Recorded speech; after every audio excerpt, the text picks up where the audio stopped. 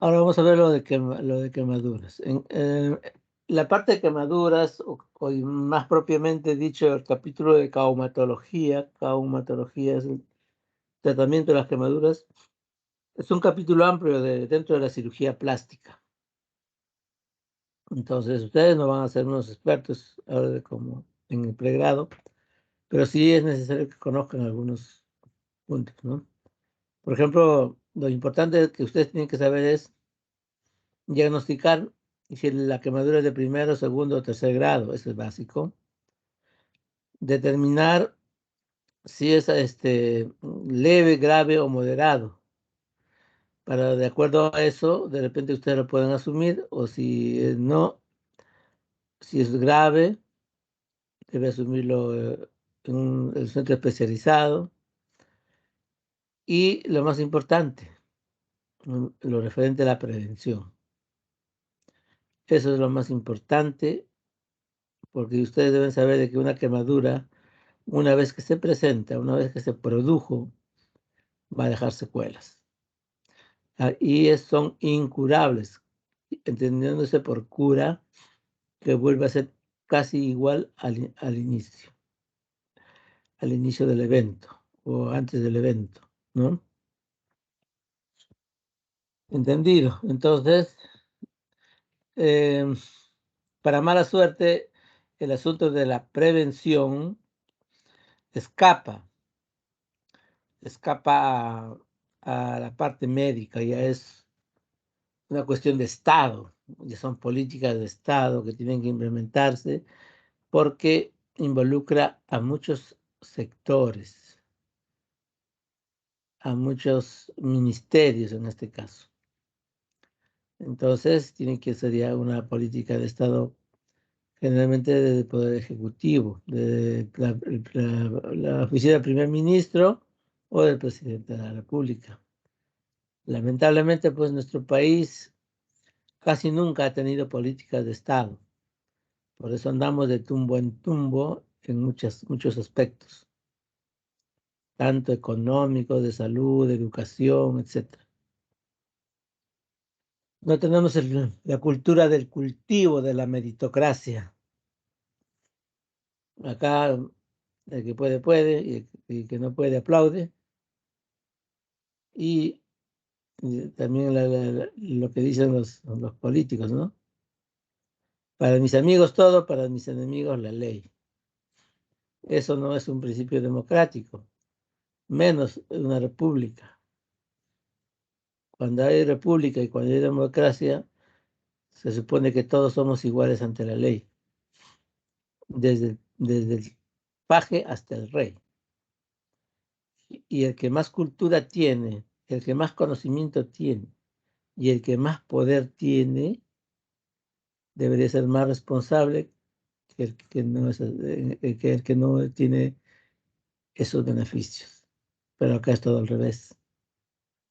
Tenemos que construir país, tenemos que construir república, tenemos que construir Estado. Si no, vamos a irnos peleando entre todos, vamos a terminar en guerras civiles, fragmentaciones, etcétera, etcétera, etcétera, y no estamos para eso. Claro que a los enemigos externos, llámese así, a los otros países, les conviene, pues, porque los países no tienen amigos, sino tienen intereses. Pero bueno, continuamos entonces. Siempre en cirugía plástica y en cualquier procedimiento quirúrgico y médico, uno debe tratar de solucionar los problemas de la forma más simple posible y gradualmente ir a las zonas más complejas. ¿Entendido? No se puede matar una mosca con una bomba cuando lo puede matar con un matamosca, ¿no? Igual es el sentido común. Y la idea también es dejar la menor secuela posible. Mientras menos se haga, menos secuela va a dejarse, ¿ya? Y siempre pensando en el ecosistema. Nosotros no somos los únicos seres en la naturaleza y ya vienen otras generaciones y los que creen la reencarnación, de repente vamos a regresar otra vez y vamos a encontrar el mundo en peores condiciones y eso no sería bueno. Entonces decíamos que la prevención de la quemadura es responsabilidad de toda la sociedad. en su conjunto. ¿Entendido? Involucra a todos los sectores. La finalidad es evitar estos problemas. Esta es una imagen de la discoteca Utopía que a inicios del siglo XXI se quemó. Igualmente acá, en el 2004 hubo una deflagración en Mesa Redonda, donde hubieron cientos de afectados, cientos de fallecidos y hasta decenas de desaparecidos. Hasta el momento han desaparecido, no se les encuentra. De la misma imagen y siempre, cada cierto tiempo tenemos estos eventos. Por ejemplo, hace poco pues hubo el asunto de Mesa Redonda otra vez. Felizmente no hubo víctimas que lamentar, pero a inicio de la pandemia también hubo un problema en Villa El Salvador, donde hubo una gran deflagración que, que comprometió la vida y la salud de mucha gente. Entonces, todas estas cosas yo a veces los hago un poco más lento para interactuar más, pero dadas las circunstancias, vamos a tener que hacer un poco más rápido, ¿ya? Cualquier cosa, por favor, cualquier punto que no entiendan o que quieran aportar, simplemente interrumpen y después continuamos. ¿Estamos? Sí, doctor, está bien. De acuerdo. Para que exista fuego, ustedes deben conocer que se necesita la conjunción de los tres elementos, que es el combustible, el oxígeno y el deflagrante. De todos estos tres elementos, el oxígeno se halla omnipresente en toda la superficie de la Tierra, por lo tanto no habría forma de poder controlarlo, pero sí se puede controlar el manejo de combustibles y el uso de los deflagrantes.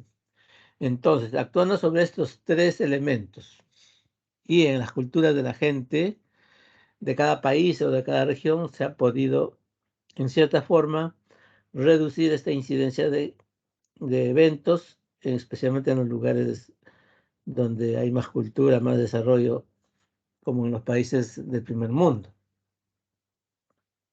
Eh, entonces, es vital e importante actuar sobre esos tres elementos con las regulaciones que existen, hacer de que se cumplan, etcétera, etcétera, etcétera. Ya poco a poco vamos a ir desarrollando esto. Entonces, en cuanto a la etiología de las quemaduras, sabemos que las quemaduras pueden ser ocasionadas por elementos físicos, químicos, biológicos, ¿no? En cuanto a las causas físicas, tenemos a la temperatura, tanto muy alta como muy fría, o sea, temperaturas extremas. La electricidad en sus presentaciones diversas, como la alterna, la continua o la que también producen los rayos atmosféricos. La radiación solar, la radiación ionizante. Todos estos son elementos que ustedes ya deberían haber conocido en, en las enseñanzas que recibieron en el colegio y en el pregrado, ¿no? Por ejemplo, no tengo la lista a la mano. Déjenme ver. Eh,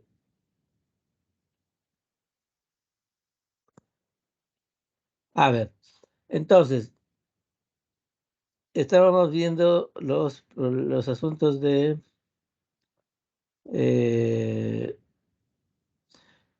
los... A ver, en cuanto a la corriente eléctrica, hay que tener un poco de interacción siempre. En cuanto a la corriente eléctrica, a ver, ¿quién me puede decir qué tipo de corriente existe en los domicilios o reciben los domicilios, las casas de habitaciones? A ver, ¿quién puede decir? Si no pregunto, a ver, Andrés Segarra. ¿Cierto? ¿Escucha? ¿Sí? ¿Me escucha? ¿Qué tipo de corriente eléctrica, doctora? ¿Doctor? Sí, se usa en los domicilios. Que yo sepa, bueno, no, A ver, Brigitte, ya. ¿qué dice Brigitte Muñoz? Sí, doctor. ¿Pero continua? Ya, Carlos Zúñiga, en tu casa, ¿qué electricidad llega? Bueno, mi instalación es trifásica, doctor, pero la corriente es alterna, creo. Claro, la corriente que llega a los domicilios es alterna, ya no es continua. ¿Y cuál sería la diferencia entre la corriente alterna y la corriente continua? Consuelo Velázquez. Sí, doctor, que la corriente alterna es el tipo de corriente que cambia periódicamente de intensidad. De intensidad. ¿Qué dice Daniel?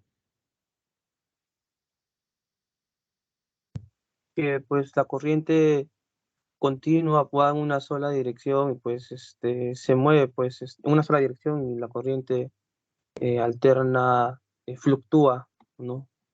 Fluctúa con respecto a su intensidad. Intensidad. Nosotros debemos tener conocimiento de qué es intensidad, qué es voltaje.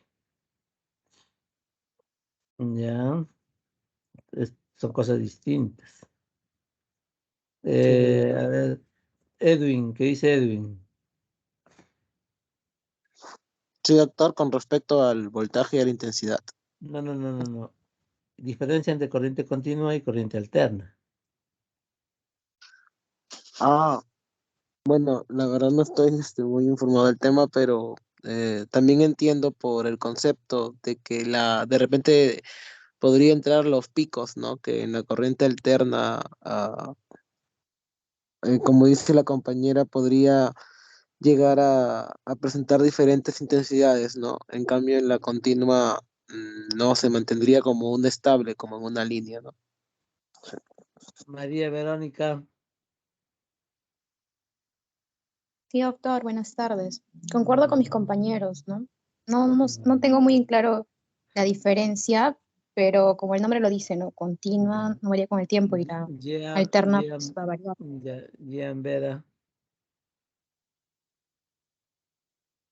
Ya, doctor, una corriente continua es la que fluye, la corriente fluye que siempre da el mismo voltaje y la alterna, ¿no?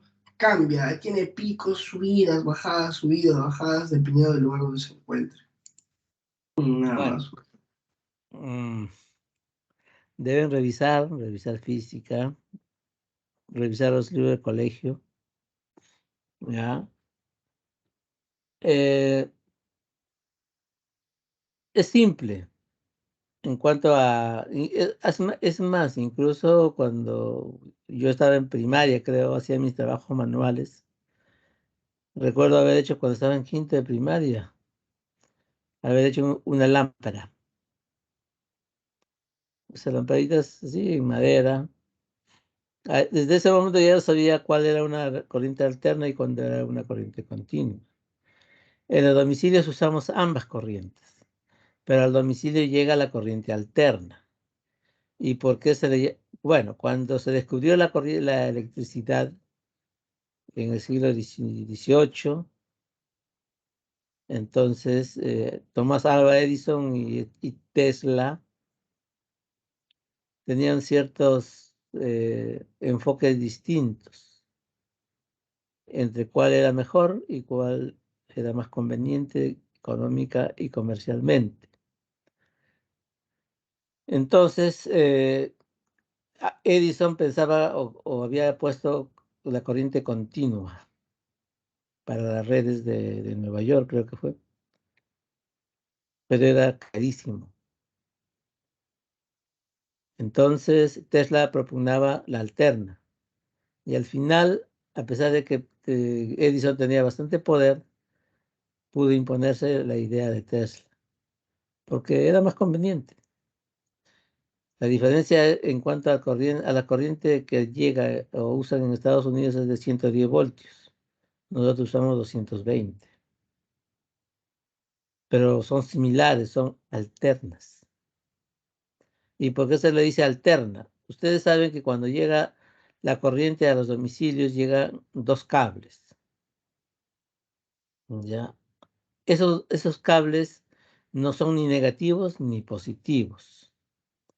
En un momento es positivo uno de ellos y al mismo tiempo en el otro está el polo negativo. Y así por ciclos van cambiando de voltaje. En un momento, por así vamos a ver, un cable amarillo y un cable verde. En un momento el cable verde es positivo y en ese momento el cable amarillo es negativo y a la inversa.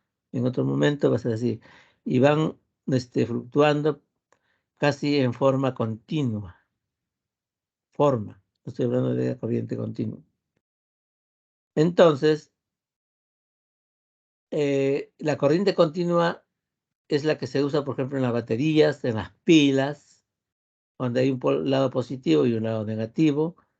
Ustedes usan en sus transformadores que alimentan sus celulares, que alimentan las laptops, las computadoras, usan corriente continua y el voltaje ya baja, generalmente es 6 voltios. ¿Entendido? Esto es cultura general. Como médicos tienen que saber de todo. Decía Honorio Delgado en el Perú, pero más antes parece que otros médicos lo han dicho como antiguos, de que quien solo de medicina sabe, ni medicina sabe. Porque nosotros tenemos que interactuar con todo tipo de personas, con todo tipo de niveles de personas con nivel cultural muy diverso, con un nivel socioeconómico muy diverso. Entonces tenemos que tener bastante conocimiento, bastante información y leer y saber y conocer. ¿Entendido? No, ya pues, como no sé si vieron ese reportaje de televisión, le preguntaron por los 4 suyos y dijeron que no eran de él. Le preguntaron de las canciones últimas de moda de rap, esas sí las sabían, pero el dedillo. Seguramente muchos nos preguntan sobre fútbol y le describimos todo.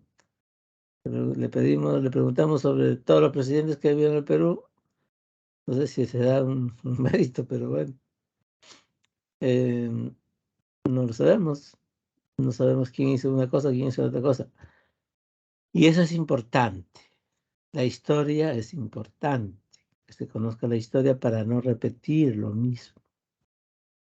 Quien no sabe de historia, quien no conoce la historia, sociedades que no tienen historia, que no hacen su historia, que no recuerdan su historia o no se informan de su historia, están lamentablemente condenadas a repetir lo mismo todo el tiempo. Y también Einstein decía, el que hace todo, el que hace una cosa y repite y le sale mal, y repite, buscando otro resultado, ¿es un terco o es un loco? Porque si haces una cosa igual, el resultado va a ser siempre el mismo. Tenemos que cambiar la forma de hacer las cosas para tener otros resultados. Bueno, deben leer, jóvenes, ¿ah? Si no estamos mal, muy mal. Bueno, ¿qué pasó? No hay mi pantalla, ¿no? No, doctor, dejo de compartir. No te puedo creer. Te dejo de compartir, ya. Bueno, otra vamos a compartir. Creo que sí, dejé de compartir, pues.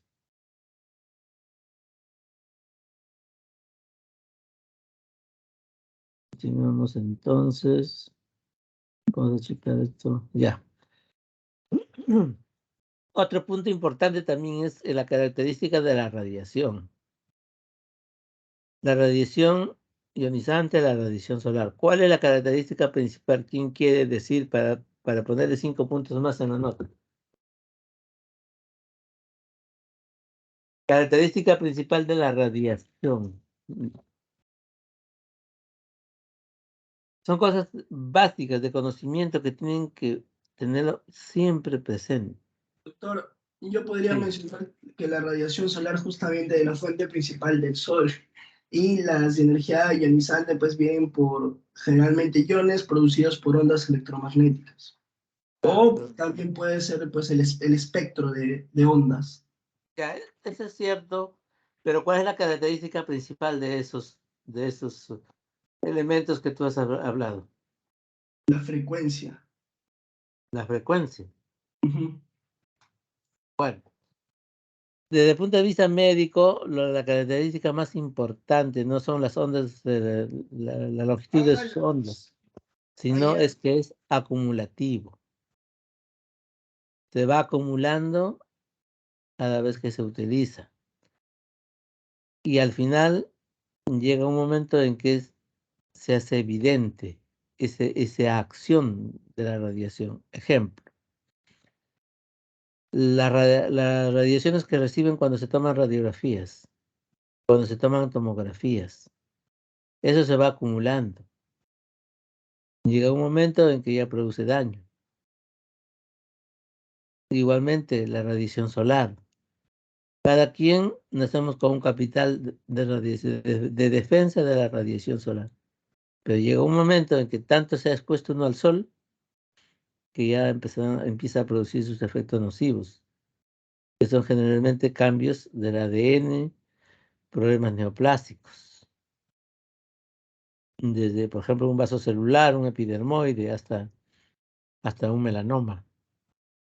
En cuanto a la radiación solar y la radiación ionizante, pues todo lo que puede hacer la radioactividad, de acuerdo a la dosis que se lee, que se utilice y que se haya acumulado. Entonces, nunca olviden. Por lo tanto, mientras más radiografías se indiquen a los pacientes, acuérdense que están irradiándolo, le están acumulando radiactividad. Continuemos. Entonces, entre las causas químicas tenemos los ácidos y los álcalis. Acá también tendría que preguntarles, pero bueno, los ácidos y los álcalis van a producir efectos deletéreos de acuerdo a su concentración. Si es una concentración muy alta, va a producir más daño, y si son menos concentrados, producirán menos daño. Igualmente, las plantas y los animales pueden causar quemaduras porque generan resinas o generan sustancias que pueden causar irritación o daños en la superficie de la piel. Entonces, todas estas quemaduras se originan básicamente por una falta de seguridad doméstica en un 80%.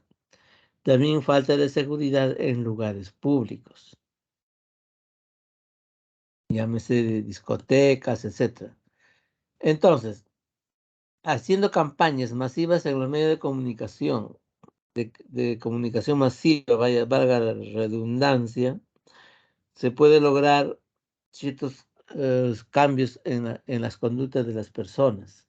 Pero en nuestro medio a veces es un poco difícil. Vivimos en un país sísmico y cuando se hacen los simulacros lo toman como algo jocoso. Pero cuando llegue el momento, a ver si no vamos a reír. Igualmente, hay que vigilar bien que todas las regulaciones en las construcciones se cumplan adecuadamente. Hay que ver cómo funciona la cocina. En la cocina no debe entrar un niño pequeño. Igualmente, en el baño, la temperatura que debe estar regulada a menos de 48 grados centígrados para evitar quemaduras, especialmente en los pacientes mayores. Los pacientes mayores con diabetes generalmente también pueden terminar quemándose porque pierden sensibilidad. En cuanto al uso del fuego directo, esta debe estar regulada de acuerdo a grupos etarios. Por ejemplo, niños no deberían usar fuego de ninguna forma. Igualmente hay que controlar el uso de encendedores, lugares donde se puede fumar o no, etc. Y manejo de los explosivos, tanto de los fuegos artificiales como los cohetes, debemos hacerlo solamente aquellas personas capacitadas para ello. Igualmente con el uso de la electricidad, las normas de uso, los enchufes y los tomacorrientes deben tener siempre mantenimientos periódicos a fin de que estén óptimos y no estén ya desgastados, flojos, malogrados. Esos enchufes van a producir en algún momento deflagración, o sea, va a tener una chispa que va a producir, y en la presencia de un combustible puede fácilmente generar un incendio. Los aparatos eléctricos no deben usarse cuando uno está dentro del agua. Igualmente las microondas. A la familia hay que educarla. Los niños pequeños nunca deben estar solos. En otros lugares está penado por ley que un niño menor de 12 años esté solo. Siempre debe estar con una persona adulta. Igualmente hay que controlar la temperatura del baño. En las casas con niños pequeños no deben haber manteles en la mesa. Y los tomacorrientes de mantenerse fuera del alcance de los niños. No hacer fogatas innecesariamente. Usar ropa de algodón. No utilizar material pirotécnico. Usar bloqueadores solares o pantallas solares. Investiguen cuál es la diferencia entre un bloqueador y una pantalla solar. Bueno, entonces en cuanto a los establecimientos públicos.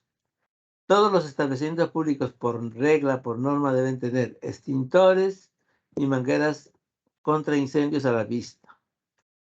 Tienen que tener aspersores que se activan con los cambios de temperatura. Son como unas duchas en los techos, que al aumentar la temperatura deberían activarse.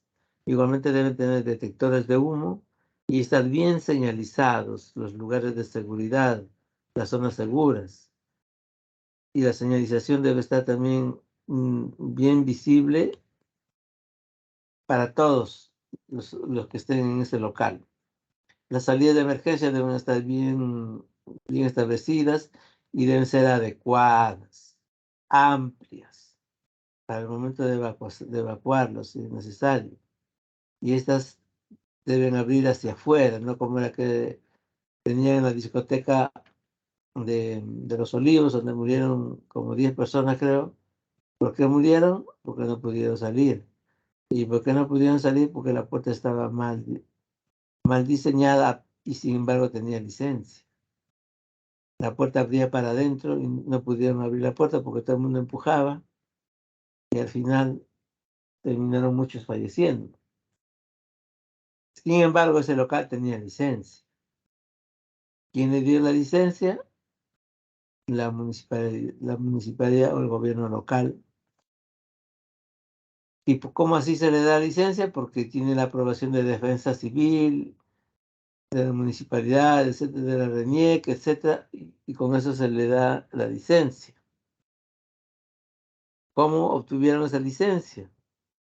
Irregular, debe haber sido porque pagaron. No hay otra. O sea, la corrupción está ahí, en todo lugar.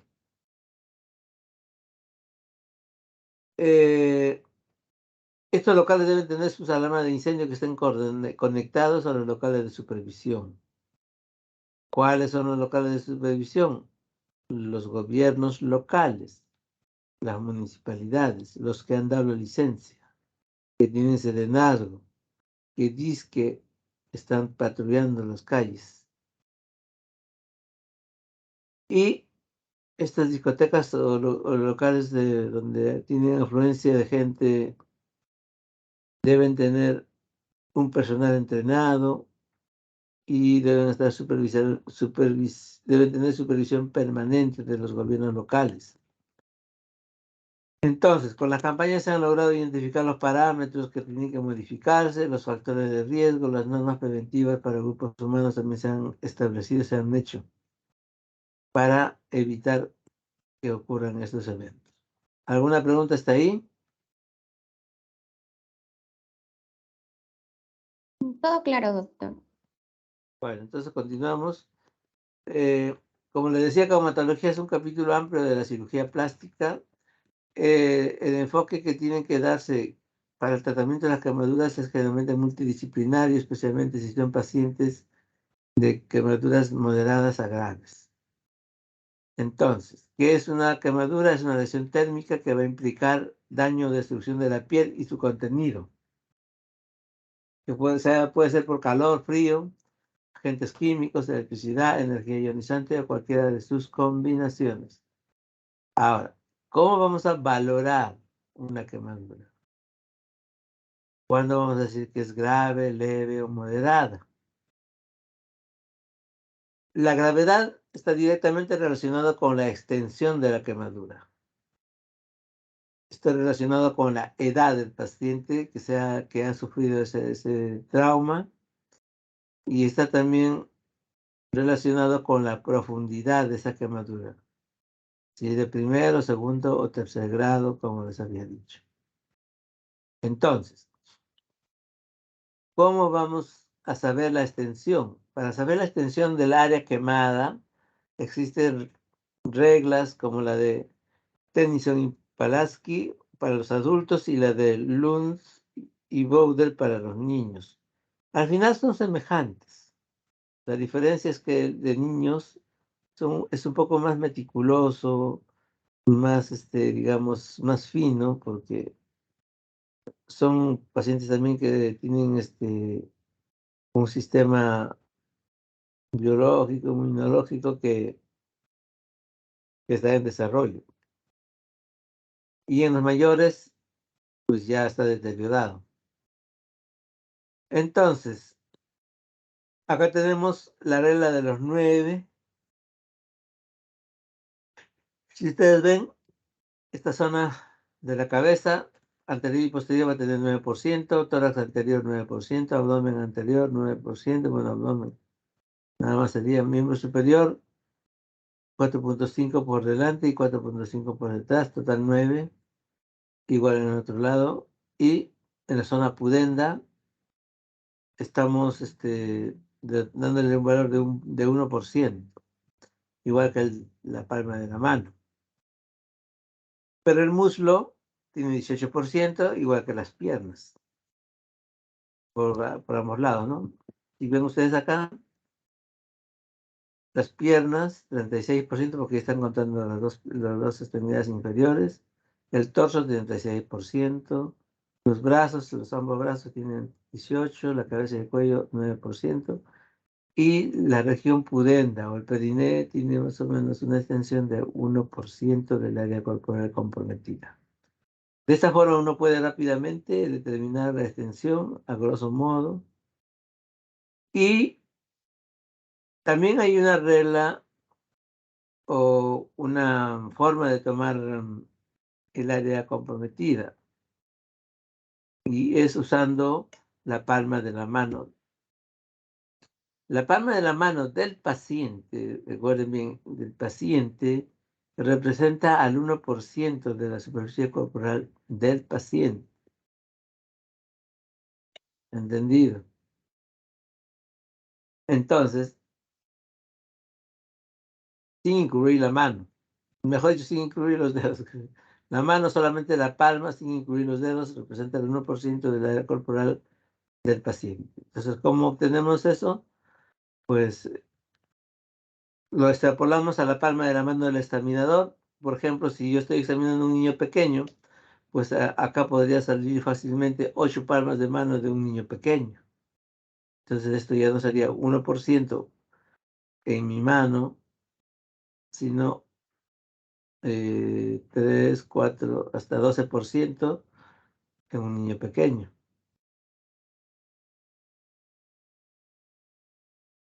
¿Hasta ahí alguna pregunta?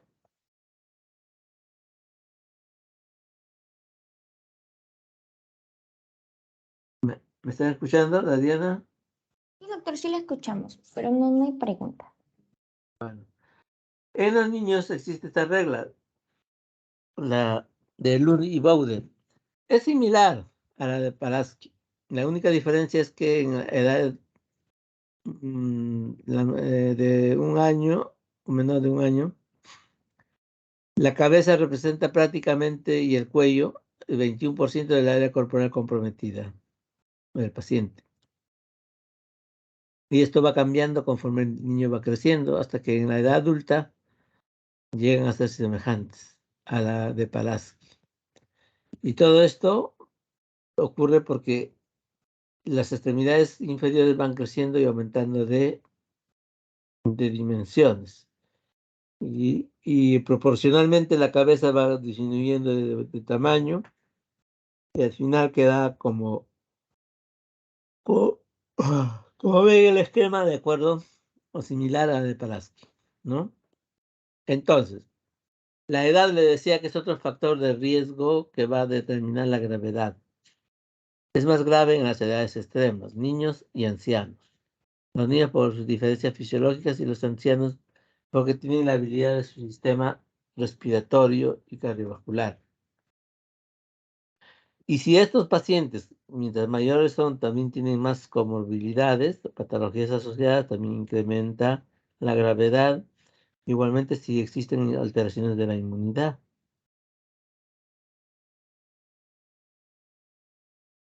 En cuanto a profundidad, la profundidad también es otro factor que va a determinar la gravedad de una quemadura. Pero asimismo también determina cómo se va a manejar esa quemadura. Si va a necesitar o no tratamiento quirúrgico. Todas las quemaduras de tercer grado van a determinar o van a necesitar tratamiento quirúrgico. Asimismo, también determina la profundidad, el pronóstico y las secuelas que puedan quedar.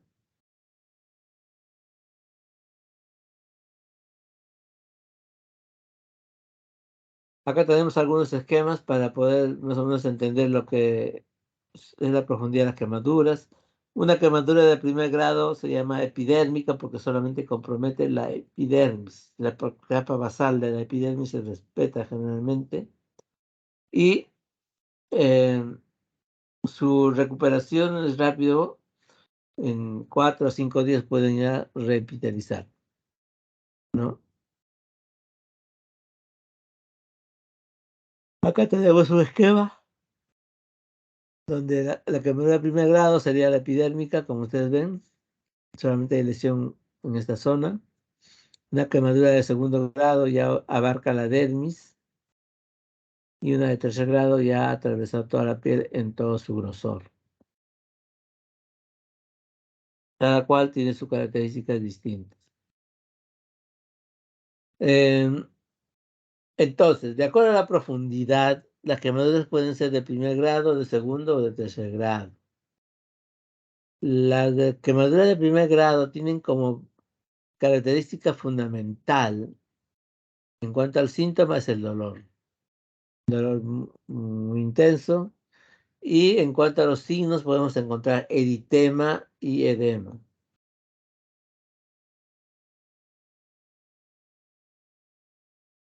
Les decía que estos se reparan espontáneamente a partir del cuarto o quinto día. En las quemaduras epidérmicas de primer grado podemos ver este esquema. Por ejemplo, hay un eritema marcado, un cierto edema. Pero como repito, no puede faltar dolor y el eritema.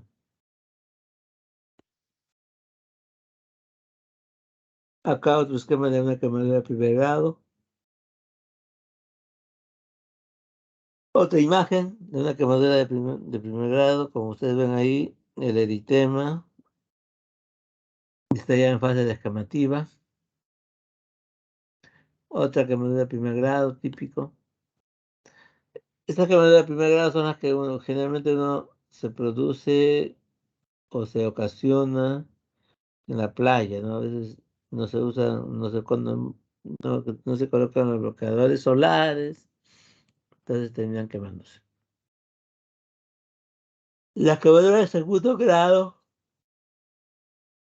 se llaman quemaduras dérmicas porque ya afectan la dermis, ¿ya? Y se pueden dividir en dos tipos, una superficial, quemadura de segundo grado superficial y de quemadura de segundo grado profundo. Así, al igual que cuando hicimos la clase de injerto, es algo parecido. Entonces, la quemadura superficial, la quemadura de segundo grado superficial va a tener epidermis y dermis superficial afectadas. Por lo tanto, va a haber exudado, ¿ya? Lo que determina su humedad. También vamos a encontrar flicternos y ampollas. Y estas quemaduras pueden reepitelizarse sin mayor inconveniente a partir de la dermis reticular, la dermis papilar. Entonces, lo característico, lo patognomónico de esas quemaduras de segundo grado superficial es el dolor intenso y el color. El color es rojo brillante.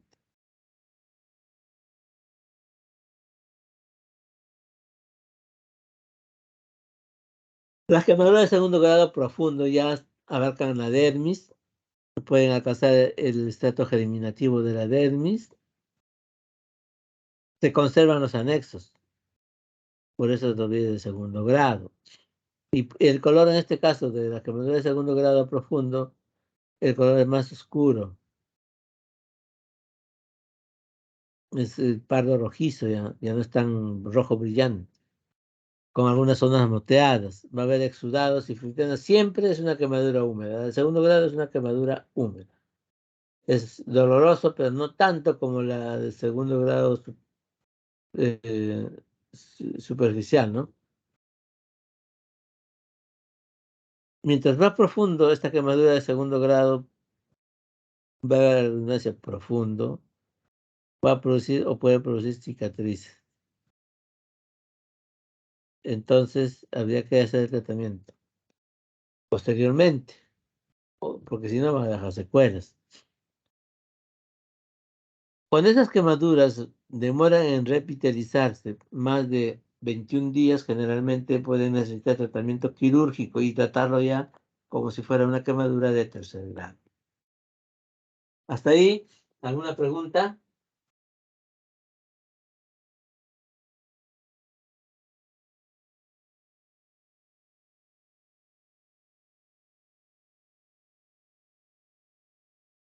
¿No? Doctor, mencionó Sí, que a partir de los 21 días, si no repiteliza, ya se trata con cirugía, ¿no? sí, puede requerir cirugía. Ujú. Gracias, doctor. Bueno, entonces, las quemaduras de segundo grado superficial, como ustedes ven en el esquema, tienen características típicas. Eso sí tienen que saber cuando es uno de primero, segundo y tercer grado. Son quemaduras húmedas, ya va a afectar la epidermis y parte de la dermis, la capa más superficial de la dermis. Van a producirse ampollas o frictenas, ¿ya? Y son dolorosos al ambiente. Acá vamos a encontrar que el retorno venoso es normal y una característica para diferenciarlo de una quemadura de segundo grado profundo es el jalar los vellos. Si uno jala los vellos y se desprende con facilidad, es que estamos hablando de una quemadura de segundo grado profundo.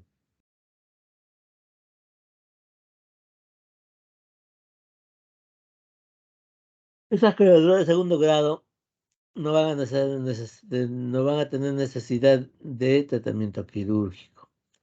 Y estas quemaduras de segundo grado superficial pueden repitalizar en un lapso más o menos de 14 a 15 días. Eventualmente podrían aumentar un poco más, ¿no? Y como secuela, estas quemaduras de segundo grado van a dejar alteraciones básicamente de la pigmentación. Puede ser un área discrómica, algunas zonas oscuras, otras zonas más claras, etc. Acá tenemos una quemadura de segundo grado profundo. A diferencia del anterior, en este caso ya el color es rojo parduzco, ¿no? Porque afecta a la dermis y demora más en repitalizarse. Como decía, si demora más de 21 días, mejor es limpiar todo y poner un injerto.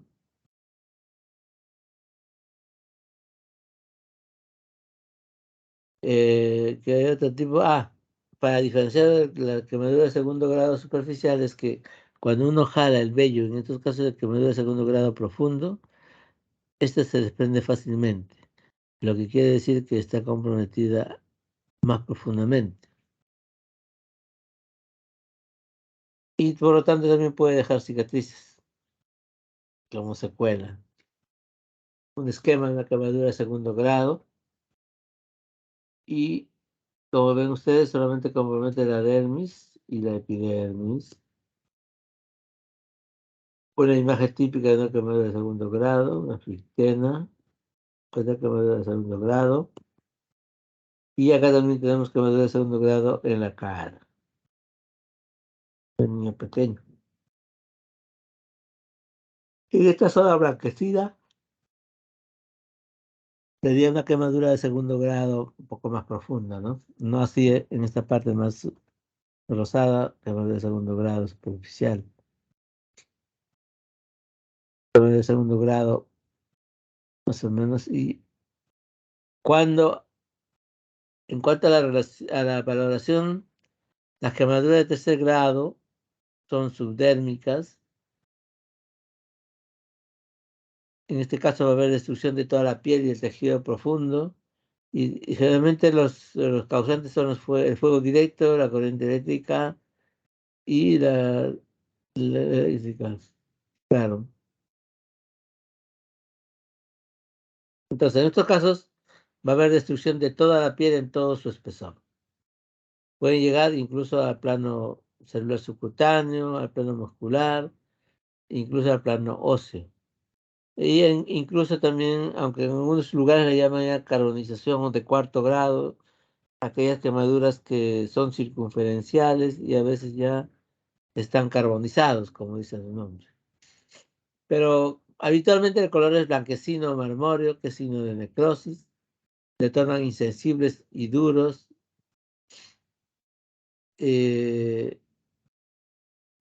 Por lo tanto, a veces estos pacientes cursan pues, con úlceras por presión. Va a haber poco edema y se va a necesitar sí o sí tratamiento reconstructivo con limpiezas quirúrgicas o de hibridación, como dicen.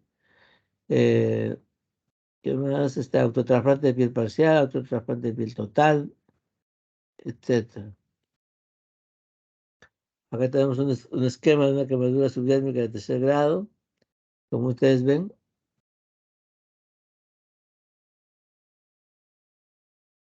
Casi no duele, blanquecinas, de color marrón, apergaminados. Cuando uno hace la presión acá, no va a haber retorno venoso.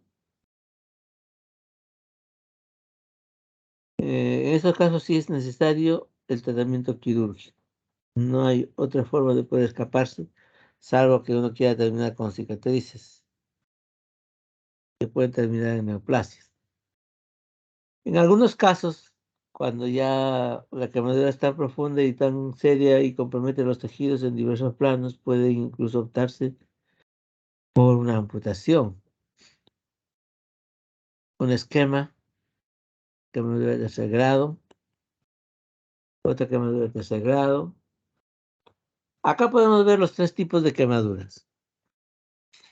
Por ejemplo, en esta zona vemos eritema y probablemente al paciente le duela. En esta zona ya tenemos una desfaceración de los tejidos y en esta zona ya está blanquecino. ¿Entendido?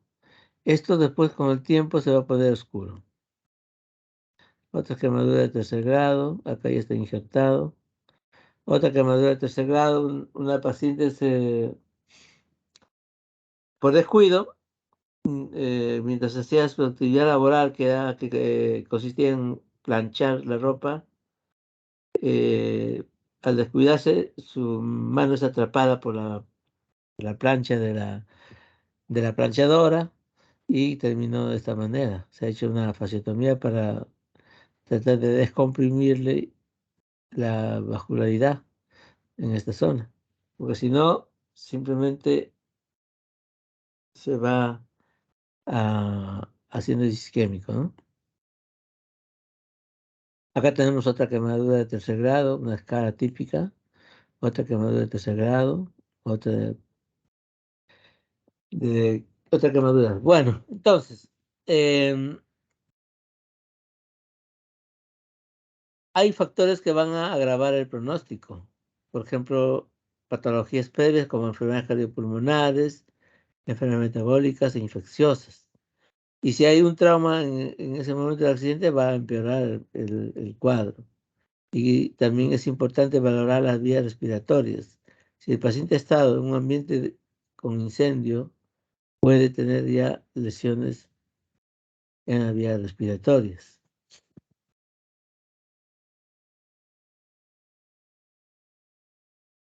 Como sabemos, cuando hay por ejemplo, una quemadura o un incendio en un lugar cerrado, va a producir un calentamiento de los gases de ese ambiente. Y esos gases calientes van a producir quemaduras en las vías respiratorias de los que se encuentran en ese lugar. ¿Y cómo sabemos que tiene eso? Pues generalmente empiezan con una disfonía y pueden terminar incluso con un problema de coma, o se ponen somnolientos o semicoma, ¿no? Sola y nada más que por déficit de oxígeno. Otras quemaduras con patologías concomitantes, una quemadura de vía oral con álcalis, este parece con ácido. Entonces,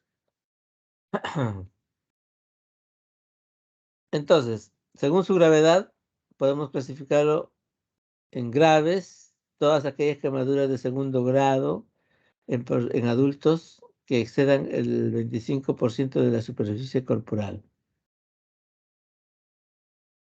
En niños y ancianos cuando ésta excede el 15%. Y las quemaduras de tercer grado cuando son mayores al 10% de la superficie corporal del paciente, y también cuando están ubicados en las manos, en los pies, en la cara, en los genitales. Estos lugares son áreas críticas y por lo tanto se necesita un tratamiento especializado para un manejo adecuado. También las lesiones por inhalación. Eso también tiene que ser urgente, ¿no? Entonces, se consideran también graves cuando ya hay comorbilidades en aquellos casos donde la extensión es menor, ¿no? Por ejemplo, menor a 15%, digamos mayor a 15%, pero con patologías asociadas, en ese caso ya se considera grave también. Y todas las quemaduras por corriente eléctrica y ácidos o álcalis se consideran también graves, porque uno no sabe hasta dónde está la quemadura.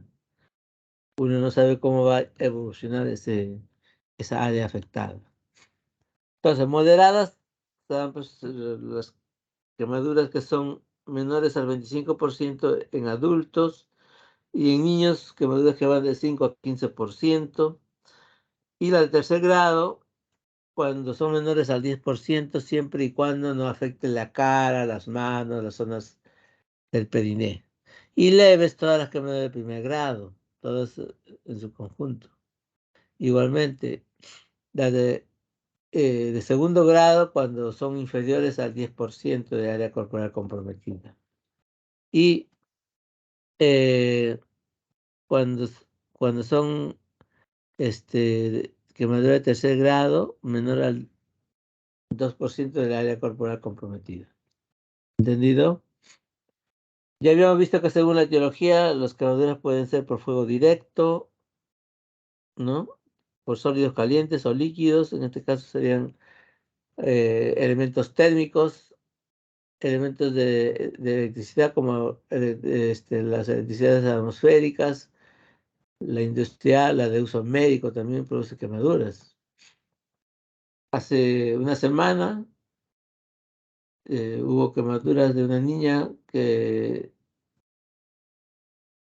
creo que tenía autismo. Entonces, le iban a hacer un estudio y por protocolo tenía que dilatar un poco sus venas y lo dilataron, pero en ese proceso se quemó con agua caliente. ¿El error cuál fue? No comunicar a la mamá. Bueno, entonces, estábamos, hasta que me arde mi garganta. Las quemaduras químicas, ya hemos dicho, por ácidos álcalis y gases, la radiación ionizante y existe una relación directa entre el agente causante, el tiempo de exposición y las circunstancias adicionales al accidente. Acá tenemos se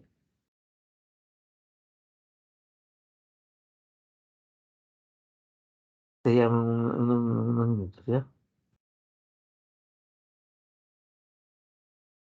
Entonces, estos son la relación de todos los principales agentes etiológicos que pueden producir lesiones térmicas. Ahora, en cuanto a la fisiopatología, el calor va a actuar de acuerdo a la temperatura y el tiempo de exposición. Mientras más caliente esté y mientras más tiempo esté en exposición o en contacto, va a producir más daño. Y por lo tanto, los efectos se van a ver en la piel, en el sistema vascular y en su contenido. Igualmente en el metabolismo y en el sistema inmunológico. Todo eso se van a alterar. Habíamos dicho que toda esta alteración va a estar en relación directa a la extensión y la profundidad de la quemadura. Entonces, en la piel, ustedes saben que la piel es el órgano más grande que tiene el cuerpo. Entonces, toda esa función se va a alterar de acuerdo a la extensión que haya sido comprometida. Y por lo tanto, va a dejar de ser una barrera para que los gérmenes puedan ingresar en el cuerpo. Van a alterar la contención de los líquidos, o sea, los líquidos se van a salir por esa abertura. Igualmente va a haber pérdida de electrolitos, nutrientes y incluso se afecta la conservación del calor, que son principales funciones de la piel. En el sistema vascular que vamos a encontrar, puede haber alteraciones hemodinámicas, ¿no? Típicas desde vasodilatación, edema, hipovolemia. Todo esto va a hacer que se produzca un aumento de la permeabilidad capilar y por lo tanto también al mismo tiempo, al no haber esta piel, la evaporación del agua se va a incrementar en esa zona 70 veces más de lo normal. Y todos estos eventos van a llevar a una hemoconcentración, pueden llegar a una hipoxia tisular, a shock hipovolémico y terminar en una anemia o en un óbito, ¿no? En el metabolismo que vamos a encontrar, un hipometabolismo inicial. Al inicio el cuerpo trata de defenderse, entonces deja de consumir energía, pero a las 24 horas se produce lo inverso. Y esto relacionado directamente con la extensión de la quemadura. ¿Por qué empieza el hipermetabolismo? Porque el cuerpo ya empieza a tratar de repararse. Y todo esto va a llevar a una pérdida de la reserva energética de proteínas, va a disminuir el peso y puede terminar en una falla metabólica. Esta falla metabólica va a afectar severamente la recuperación del paciente. También va a haber mayor síntesis y utilización de catecolaminas. Igualmente, en la clínica que vamos a encontrar va a haber disminución del grosor de la piel y de los músculos, incluso la revitalización de las lesiones se demora y puede terminar en una cachexia, si es que no se toman las medidas adecuadas del caso. En el sistema inmunológico, ¿qué va a ocurrir? Va a haber una disminución de las inmunoglobulinas. ¿no? Por lo tanto, va a disminuir la capacidad de defensa del cuerpo. La supresión de la capacidad sónica de los leucocitos va a disminuir la respuesta a los antígenos cutáneos, disminución de la actividad del linfocito T y también de los linfocitos T supresores, va a disminuir la capacidad de fagocitosis de los granulocitos, entonces el cuerpo va a quedar inerme a los gérmenes. ¿Ya? Vamos a hacer un pequeño alto de unos 10 minutos para continuar con la parte de tratamiento. ¿Ya? Sí, doctor, está bien, de acuerdo. Gracias. Ok.